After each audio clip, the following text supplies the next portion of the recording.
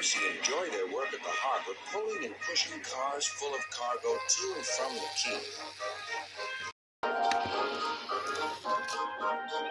But one morning, the engines were exhausted. The harbor was busier than ever.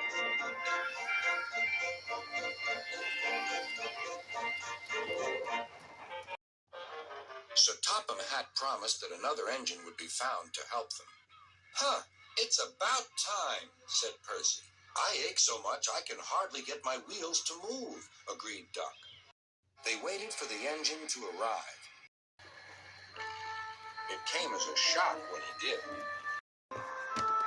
"Good morning," squirmed Diesel in his oily voice.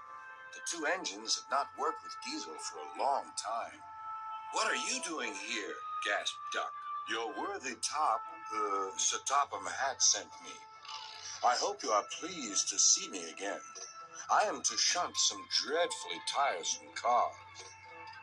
"Shunt where?" said Percy suspiciously. "Where? Why, from here to there," purred Diesel, "and then again from there to here. Easy, isn't it?" With that, Diesel, as if to make himself quite clear, bumped some cars hard. "Oh!" screamed the cars. "Grrr!" growled Diesel. Percy and Duck were horrified. They did not trust Diesel at all. They refused to work and would not leave their shed. Sir Topham Hatt was enjoying his tea and iced bun when the telephone rang. "So there's trouble in the harbor yard? I'll be there right away." Diesel was working loudly and alone. Cargo lay on the quay. Ships and passengers were delayed. Everyone was complaining about Sir Topham Hatt's railway. Percy and Duck were sulking in their shed. "What's all this?" demanded Sir Topham Hatt. "We're on strike, sir," said Percy nervously. "Yes," added Duck. "Beg pardon, sir, but we won't work with Diesel, sir." "You said you sent him packing, sir." "I have to give Diesel a second chance," replied Sir Topham Hatt. "I'm trying to help you by bringing Diesel here. Now you must help me. He was the only engine available." Percy and Duck went sadly back to work. Next morning, things were no better. Diesel's driver had not put his brakes on properly, and Diesel started to move. He went straight into Percy.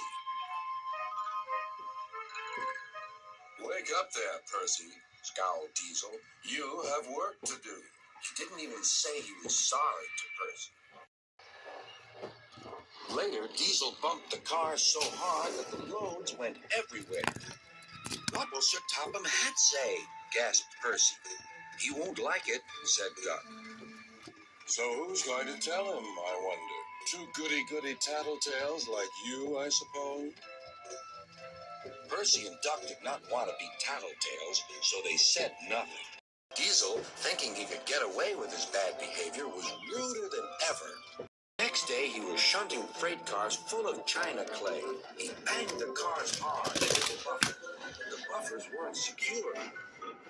The silly cars were sunk. Sir Topham Hatt heard the news. The cars were hoisted safely from the sea, but the clay was lost. Sir Topham Hatt spoke severely to Diesel. "The harbor master has told me everything. Things worked much better here before you arrived. I shall not be inviting you back.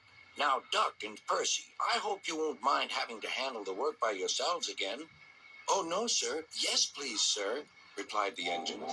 Whistling cheerfully, they puffed back to work. Diesel